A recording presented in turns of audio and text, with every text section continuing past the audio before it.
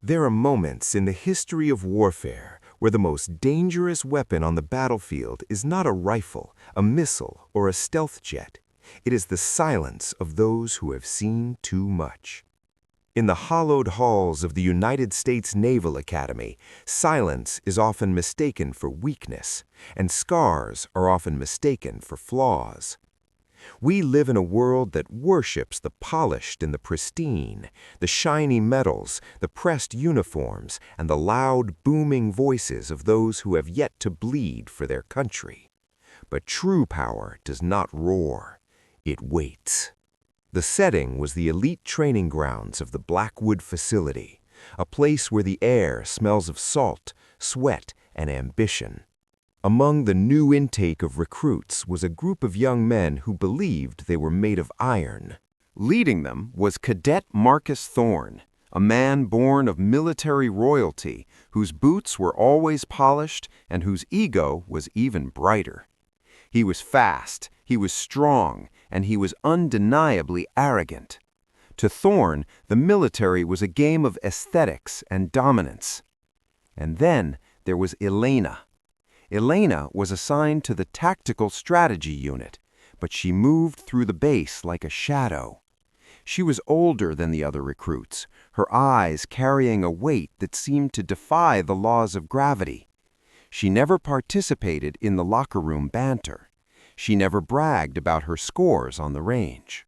But what drew the most attention and the most ridicule were the jagged silver lines that traced a path from her jawline down into the collar of her shirt. To the young recruits, these were not marks of honor. They were deformities. They were accidents from a woman they assumed couldn't handle the heat of real combat. They saw a broken soldier. They did not realize they were looking at the only person in the room who truly knew the cost of freedom. The tension snapped on a humid Tuesday afternoon during a hand-to-hand combat drill. Thorne, fueled by the presence of a visiting delegation, decided to make Elena his target for public humiliation. "Maybe you should sit this one out," Elena Thorne sneered, his voice carrying across the concrete floor. "We wouldn't want to add any more decorations to that face of yours. What happened? Did you trip during basic training, or did a kitchen knife slip?" The recruits erupted in laughter. Elena didn't move. She stood in the center of the ring, her hands loose at her sides, her gaze fixed on a point somewhere behind Thorne's. "Fight me, Thorne," she said. Her voice was a low, terrifying calm. Thorne lunged, a powerful amateurish strike intended to end the match instantly. He never connected. In a blur of motion that the human eye could barely register, Elena stepped inside his guard. There was a sharp, rhythmic crack-crack thud. In less than 3 seconds, Thorne was pinned to the floor, his arm locked in a position that whispered of imminent fracture. The laughter in the room didn't just stop, it died. The air became heavy, frozen by the sudden realization that they were in the presence of a predator. Elena didn't look triumphant, she looked bored.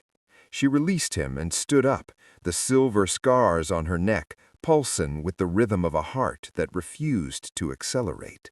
The silence was broken by the heavy thud of combat boots on the observation deck. Admiral H.J. Vance, a man whose chest was a tapestry of ribbons and whose face was a map of a dozen wars, stepped into the light. The recruits snapped to attention, Thorne scrambling to his feet, his face flushed with a mixture of rage and shame. "Admiral," Thorne stammered, she violated the rules of the drill. She used lethal-grade pressure points."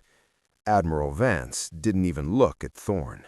He walked straight to Elena and did something that made the recruit's heart stop.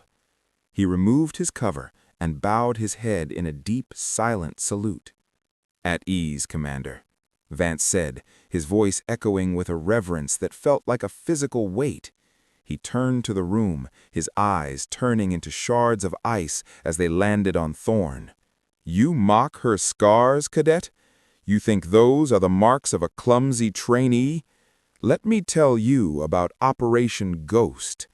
10 years ago, 12 of our finest operators were dropped into a nameless valley to stop a nuclear launch. They were betrayed. They were surrounded by 300 insurgents. For 48 hours, they fought a battle that the history books will never be allowed to print. The Admiral stepped closer to Thorn, his voice dropping to a deadly whisper. When the extraction team finally arrived, they found 11 bodies piled high, forming a wall around a single survivor who was still holding the line with an empty rifle and a broken blade. Those scars you see? Those are the names of the 11 brothers she lost. She isn't here to learn from you. She is here because the Pentagon begged her to teach you how to stay alive. You see a broken woman. I see the only reason you're standing in a free country today. The moral of this story is a bitter pill for the arrogant. Virtue is not found in the absence of damage, but in the endurance of it. True skill does not need to advertise itself in the town square. It is the quiet professional, the one who has endured the fire and come out forged, who holds the true power. Arrogance is a mask worn by those who have never truly been tested. Dignity, however, is the armor of those who have lost everything and still chose to stand. Years have passed since that day at Blackwood. Cadet Thorn never made it to the Special Forces. He resigned months later, unable to bear the weight of his own revealed insignificance. But the story of Elena, the ghost of the valley, became the unofficial gospel of the Academy. Every new recruit is told the story before they are even given their first uniform. They are taught to look at the scars of their elders, not with pity, but with the realization that they are looking at a living map of sacrifice. Elena eventually retired to a quiet life, far from the roar of engines and the smell of gunpowder. She never wrote a book, she never did an interview. Her legend lives on in the silence of the Admiral's salute and the changed hearts of those who saw her fight. Shortly before she left the service, a young ensign asked her how she managed to stay so calm when the world mocked her. Elena looked at the young woman, the silver scars on her jaw catching the light of the setting sun, and offered a final piece of wisdom that remains carved into the hearts of all who hear it. A lion does not turn around when a small dog barks, and a soldier who has walked through hell does not need to prove she is warm to those who have only ever sat by the fire. Don't forget to like, comment, and subscribe for more powerful stories from Tales of Courage.